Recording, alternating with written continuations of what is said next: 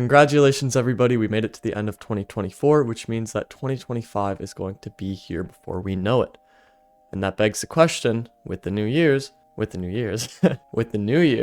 what are we going to do for the entirety of 2025? What are our resolutions?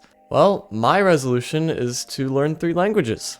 And in this video, I'm going to explain how I plan on doing that. Hi, I'm Jackson from Let's Learn Languages, and today I'm going to be explaining my goals for 2025, which is to learn 3 languages: Portuguese, Swahili, and hopefully Thai. And when I say learn, these mean different things for different languages, because I'm much farther than I am for Portuguese than I am for Swahili, and I'm much further for Swahili than I am for Thai, because I haven't even started Thai. So I'm not gonna become fluent in a year in a tonal language. It's just not gonna happen. So there are going to be different kind of benchmarks as to where I want to be by the end of 2025. The first one is Portuguese. I plan to be conversational in Portuguese, and not like, oh, please slow down when you talk conversational. I mean, like, I can approach anybody in Brazil and have a conversation with them. I don't need to ask them to slow down. I know what they're talking about. I may not know all of the words, but most of the words I should be able to know. And I think that's what makes somebody conversational, and I hope to be that way by the end of 2025. And just as I said, I don't want people to speak slowly. That's kind of the opposite of what I want to happen for Swahili. For Swahili, I want to be able to speak to people, but it doesn't have to be in a super fast-paced manner. It can be very slow. As long as we can hold and sustain a conversation in Swahili, I consider that a success in 2025.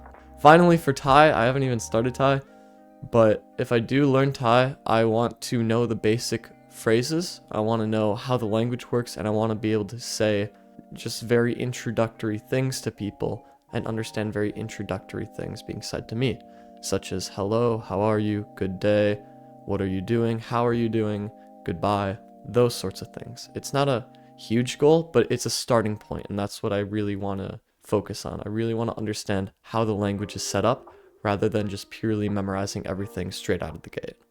And now you're probably wondering, why these 3 languages? What's so special about Portuguese, Swahili, and Thai? Well, let me talk to you about it. Portuguese, I love the cadence. I think it's beautiful. The culture behind it is really, really impactful. Like, I think when you speak to people, you just have so much more of a connection than you do with English.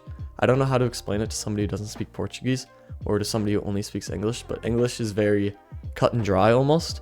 There's not a whole lot of emotion. There can be, but it's much harder to communicate that emotion, in my opinion, compared to Portuguese, which is very, very emotional, I guess. Plus, I've already been learning for 2.5 years. I can't stop now. I'm like almost there. For Swahili, I just think it's beautiful. I remember I was just sitting in class one day and the professor showed like a clip of Swahili rap, because it was like a global English class, and how they integrated English into their Swahili rap. And I was like, whoa, the Swahili language is so cool. I want to learn that language. So I started it, and I'm like a 1.5 years in. It's really hard, but I think it's beautiful. Plus, I want to go to Tanzania one day, and I've heard that the scenery is amazing, and I want to be able to connect with the local people there. So I think speaking their language will really help with that. Lastly, why do I want to learn Thai? Why not Mandarin Chinese? It has 3 times as many speakers at least. It's all because of a girl. It's always because of a girl. So if all goes according to plan, maybe I have a thing for a Thai girl, and maybe she's gonna come and visit me before she goes to work full time in South America. And I kind of want to impress her with the Thai that I learn. But even if she doesn't come visit me, even if it doesn't work out, I still think it'd be cool to learn it, just because I think the language itself is really cute. It's really, animated. It's a really animated language, and I've heard very, very good things about Thailand, and just how beautiful it is, how nice the people are. So I think it'd be a really great spot to visit one day. And now you're probably like, Jackson, that's cool and all, but how are you actually gonna learn these 3 languages? Well, let me tell you.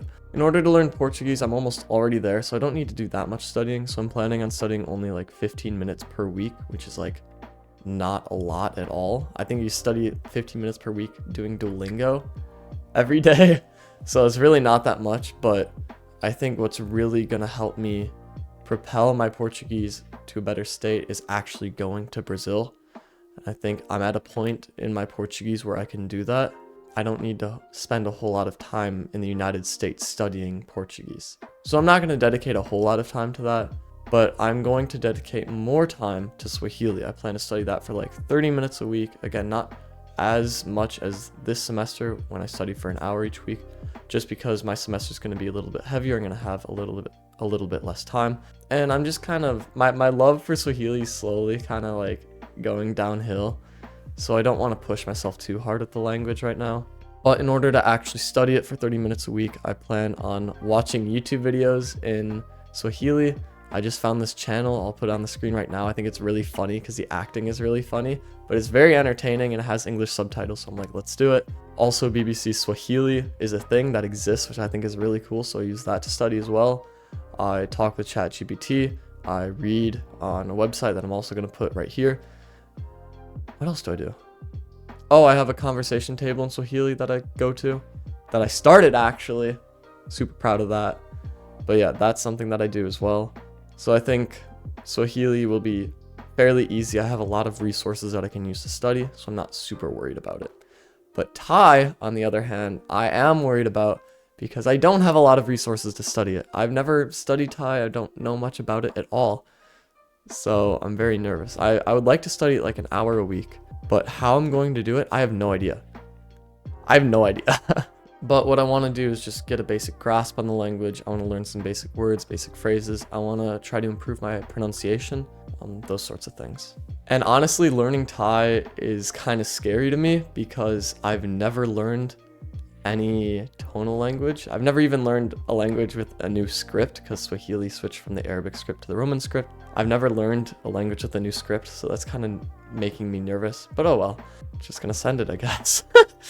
In terms of looking ahead to 2025, I'm not super concerned about my ability to learn a language and stay disciplined and put in the time and effort because I've been doing it for 2.5 years with Portuguese and Swahili and about to be Thai. So I'm not super worried about that. I've shown that I have discipline in the past, but what I am worried about is learning Thai specifically. Because as I mentioned before, the new script, a tonal language, but also I don't have any practice learning Thai and I don't know how I would begin to practice learning Thai. And that's kind of something that I would appreciate help on. So if you guys have any good resources, if you guys have learned Thai or speak Thai natively, if you guys could just comment some Thai resources for me to get started, I would appreciate that a lot. And yeah, that's my plan. It should go pretty well. It should be pretty smooth sailing. Hopefully, I hope Brazil's smooth sailing. Very nervous, but very excited. It'll be a good time. I'm excited. But yeah, that's it. I hope you guys have a great day. Let me know what languages you want to learn in 2025. And I'll see you guys in the next video. Ciao.